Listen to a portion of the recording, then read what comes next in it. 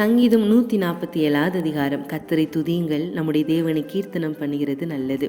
துதித்திலே இன்பமும் ஏற்றதுமாயிருக்கிறது. கர்த்தர் எருசலேமை கட்டுகிறார், துரத்துண்ட இஸ்ரவேலை கூட்டி சேர்க்கிறார்.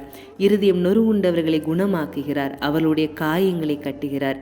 அவர் நட்சத்திரங்களின் லக்கத்தை எண்ணி அவைகளுக்கெல்லாம் பேரிட்டு அழைக்கிறார். நம்முடைய ஆண்டவர் பெரியவரும் மகா பலனுள்ளவருமாயிருக்கிறார், அவருடைய அறிவு அளவில்லாதது.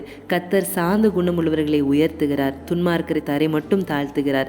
கர்த்தரை துதியுடன் பாடி கொண்டாடுங்கள், நம்முடைய தேவனை சுரமண்டலத்தால் கீர்த்தனம் பண்ணுங்கள். அவர் வானத்தை மேகங்களால் மூடி பூமிக்கு மலையை ஆயத்தப்படுத்தி மலைகளின் புல்லை முளைப்பிக்கிறார். அவர் மிருக ஜீவன்களுக்கு கூப்பிடுகிற காக்கை குஞ்சுகளுக்கும் ஆகாரம் கொடுக்கிறார். அவர் குதிரையின் பலத்தில் விருப்பமாயிறார், வீரருடைய கால்களில் பிரியப்படார்.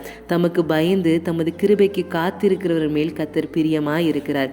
எருசலேமே கர்த்தரை ஸ்தோத்திரி, சீயோனே உன் தேவனை துதி. அவர் உன் வாசல்களின் தாழ்பாள்களை பலப்படுத்தி உன்னிடத்தில் உள்ள உன் பிள்ளைகளை ஆசீர்வதிக்கிறார். அவர் உன் எல்லைகளை சமாதானம் உள்ளவைகளாக்கி உச்சிதமான கோதுமையினால் உன்னை திருப்தியாக்குகிறார். அவர் தமது வார்த்தையை பூமியிலே அனுப்புகிறார், அவருடைய சொல் மகா தீவிரமாய் செல்லுகிறது. பஞ்சை போல உறைந்த மலையை தருகிறார், சாம்பலை போல உறைந்த பனியை தூவுகிறார். அவர் தமது கல் மலையை துணிக்கைகளாக அனுப்புகிறார். அவருடைய குளிருக்கு முன்பாக நிற்பவன் யார்? அவர் தமது வார்த்தையை அனுப்பி அவைகளை உருக பண்ணுகிறார். தமது காற்றை வீசும்படி செய்ய தண்ணீர்கள் ஓடும். யாக்கோபுக்கு தம்முடைய வசனங்களையும் இஸ்ரவேலுக்கு தமது பிரமாணங்களையும் தமது நியாயங்களையும் அறிவிக்கிறார். அவர் வேறு எந்த ஜாதிக்கும் இப்படி செய்ததில்லை, அவருடைய நியாயங்களை அறியாமல் போகிறார்கள். அல்லேலூயா. யாவே நீரே என் தெய்வமே, என் தலைமுறை